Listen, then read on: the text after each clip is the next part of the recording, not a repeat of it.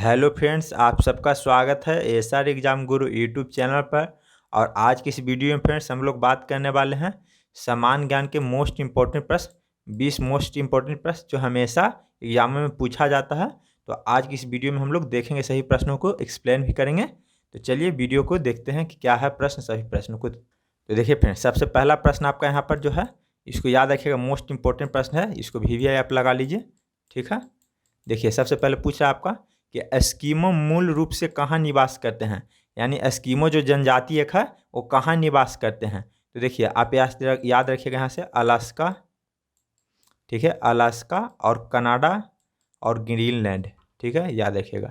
देखिए Alaska, Canada और Greenland, यहाँ पर 3 जगह पर यानी कि निवास करते हैं एस्किमो। एस्किमो जनजाति जो है वो 3 जगह अलास्का, कनाडा और ग्रीनलैंड में निवास करता है।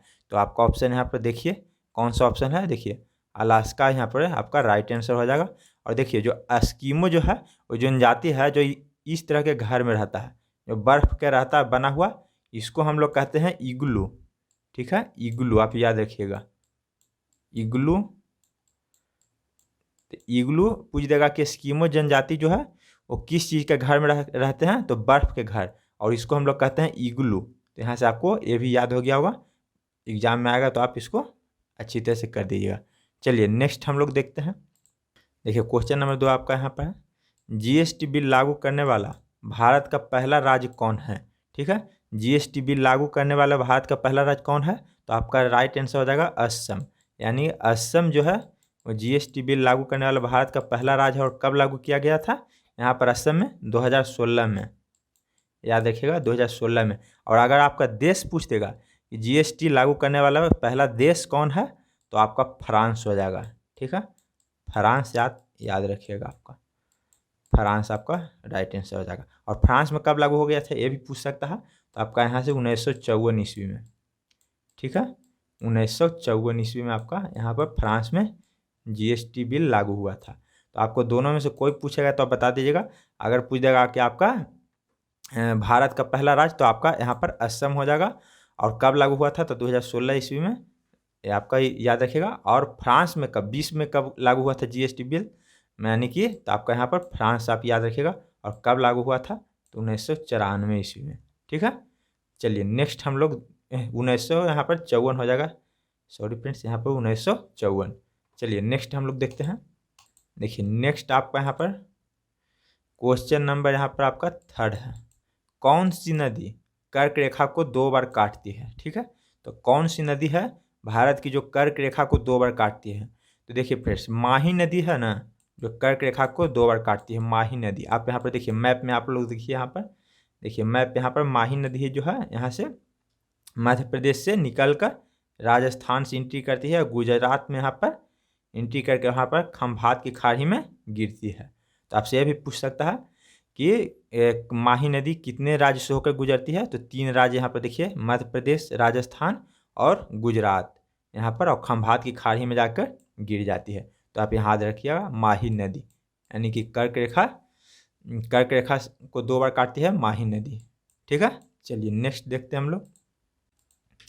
नेक्स्ट आपका क्वेश्चन नंबर यहाँ पर आपका क्वेश्चन नंबर 4, भारत में नीली क्रांति का जनक किसे कहा जाता है। ठीक है, भारत में नीली क्रांति का जनक किसे कहा जाता है, तो हीरालाल चौधरी को, हीरालाल चौधरी को कहा जाता है।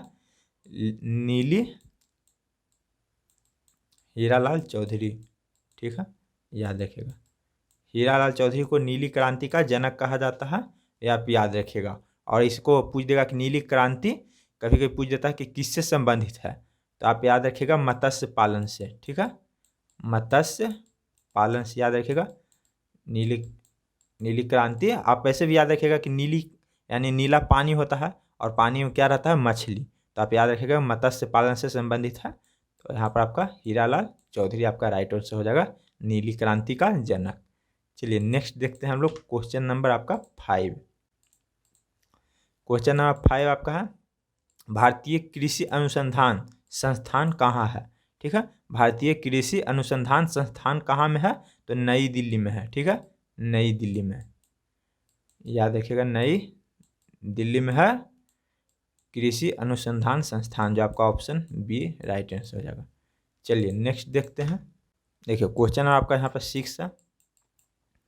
पुर्तगालियों के राजा के द्वारा भारत का प्रथम गवर्नर के रूप में किसे नियुक्त किया गया था?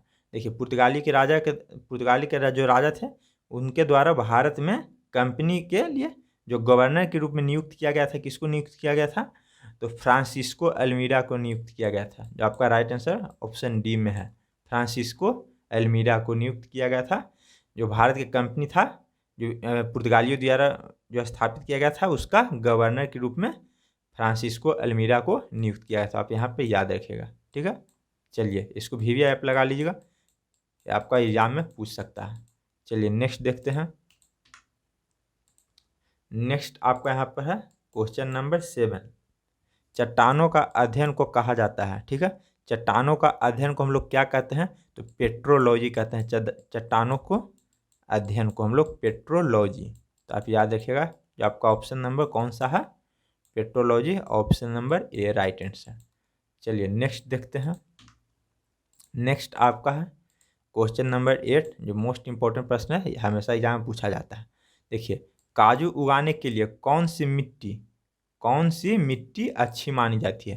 काजू उगाने के लिए कौन सी मिट्टी अच्छी मानी जाती है फ्रेंड्स? तो देखिए काजू के लिए चाहिए सर्वाधिक मात्रा में मिट्टी में आयरन, याद रखिएगा, आयरन और एल्युमिनियम, ठीक है, याद रखिएगा। देखिए यहाँ पर थोड़ा लिखने में प्रॉब्लम होता है।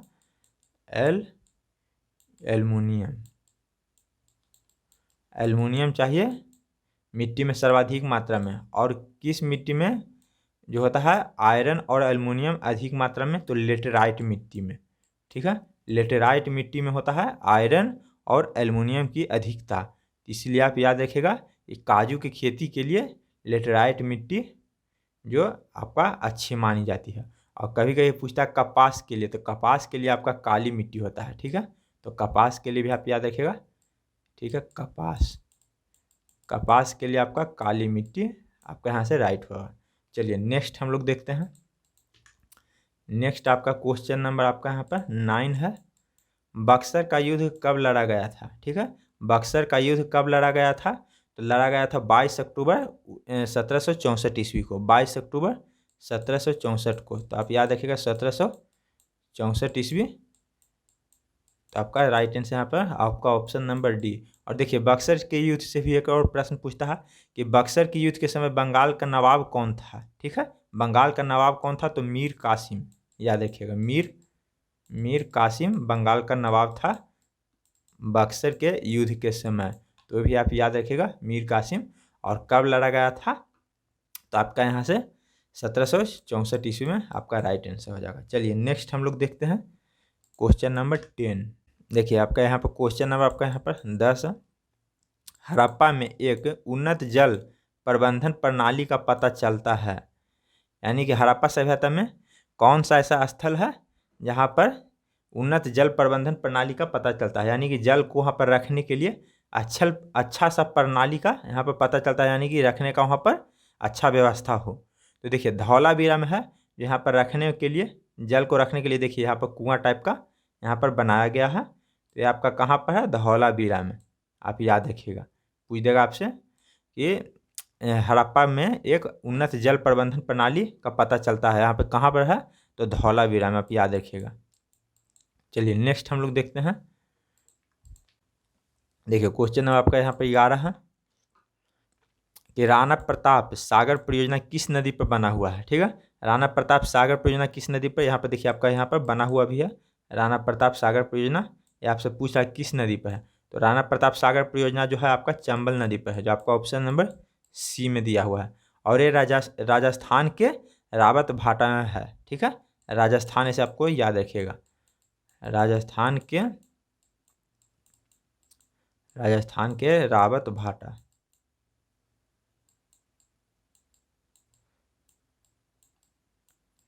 ठीक है, याद रखिएगा, राजस्थान के रावत भाटा में आपका राणा सागर परियोजना स्थित है। चलिए नेक्स्ट हम लोग देखते हैं। एक क्वेश्चन आपका यहाँ पर 12 है, यानी किस अभिनेता की आत्मकथा का शीर्षक खुला खुला है? किस अभिनेता का आत्मकथा का शीर्षक खुला खुला है? तो ऋषि कपूर का जो आत्मकथा का शीर्षक खुला खुला है, तो आपसे यहाँ पर राइट आंसर हो जाएगा ऋषि कपूर के द्वारा लिखा गया था। चलिए नेक्स्ट देखते हैं। नेक्स्ट आपका है यहाँ पर क्वेश्चन नंबर 13। पासीघाट हवाई अड्डा किस राज्य में स्थित है? ठीक है, पासीघाट हवाई अड्डा किस राज्य में स्थित है? तो अरुणाचल प्रदेश में स्थित है पासीघाट हवाई अड्डा। ठीक है, चलिए नेक्स्ट हम लोग देखते हैं। देखिए नेक्स्ट आपका यहाँ पर क्वेश्चन नंबर 14 है, जो VVI प्रश्न आपका याद रखिएगा, एग्जाम में आ सकता है। देखिए आधुनिक ओलंपिक खेलों का शुरुआत कब हुई थी? यानी आधुनिक ओलंपिक खेलों की शुरुआत कब हुई थी आपसे पूछ रहा। तो 1896 ईस्वी में इसका शुरुआत हुआ था, आधुनिक ओलंपिक खेलों का शुरुआत। तो आप याद रखिएगा, एग्जाम में आ सकता है। तो आप यहाँ से 1896 आपका राइट आंसर हो जाएगा। चलिए नेक्स्ट देखते हैं। और अगर आपको पूछ देगा कि उसके ओलंपिक के छल्लों की संख्या कितनी होती है, यानी कि इसके छल्लों की संख्या पूछ देगा, देखिए यहाँ पर आप गिन के बता भी सकते हैं। छल्लों की संख्या होती है यहाँ पर 5। ठीक है, तो चलिए नेक्स्ट हम लोग देखते हैं। नेक्स्ट आपका यहाँ पर है, देखिए क्वेश्चन नंबर 15। देखिए अमृतसर की संधि पर हस्ताक्षर कब किया गया था? ठीक है, अमृतसर की संधि पर हस्ताक्षर कब किया गया था, ये आपसे पूछ रहा है। ठीक है, तो 1809 ईस्वी में किया गया था अमृतसर की संधि पर हस्ताक्षर। और कौन कौन किया था इस पर हस्ताक्षर? तो रंजीत सिंह और ब्रिटिश ईस्ट इंडिया कंपनी। ठीक है, याद रखिएगा। देखिए रंजीत सिंह और ब्रिटिश ईस्ट इंडिया कंपनी, याद रखिएगा आप लोग यहाँ से। ब्रिटिश ईस्ट इंडिया कंपनी ने और रंजीत सिंह के द्वारा इस संधि पर हस्ताक्षर किया गया था, यानी अमृतसर की संधि पर। ठीक है, चलिए नेक्स्ट हम लोग देखते हैं क्वेश्चन नंबर 16।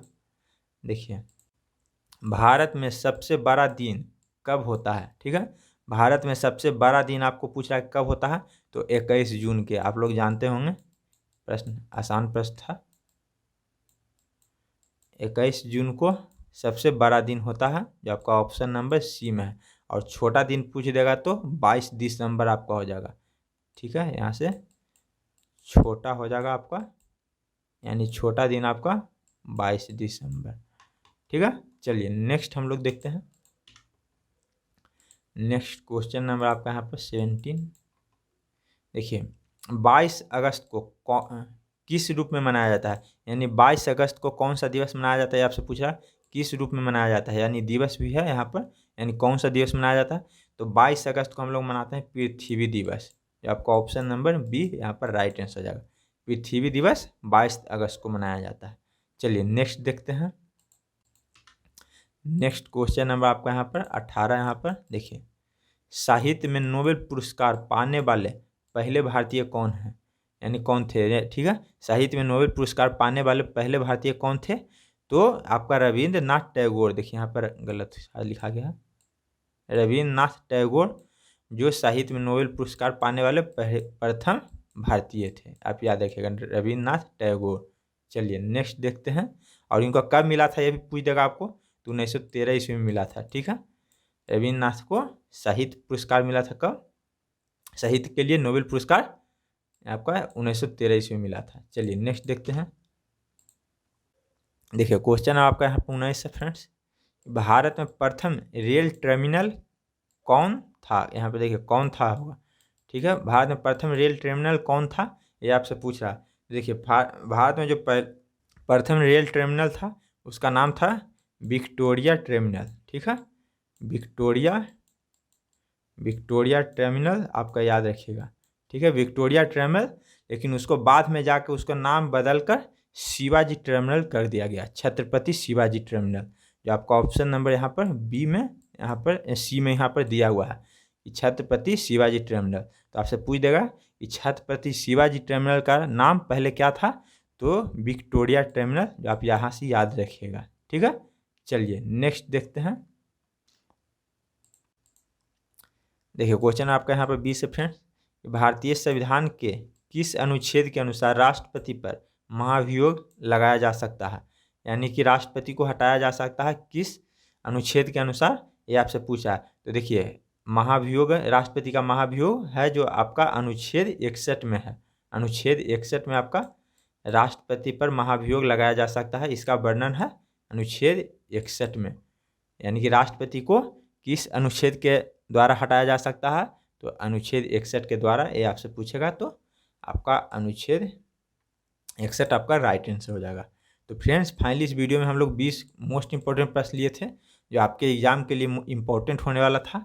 तो आपको अगर वीडियो कैसा लगा आप कमेंट करके ज़रूर बताइएगा। अगर वीडियो अच्छा लगा तो लाइक करिए, और अगर आप चैनल पर नए हैं तो चैनल को हमारे सब्सक्राइब करिए। मिलते हैं एक नए वीडियो में, तब तक के लिए बने रहिएगा। जय हिंद, जय भारत, बेस्ट ऑफ लक।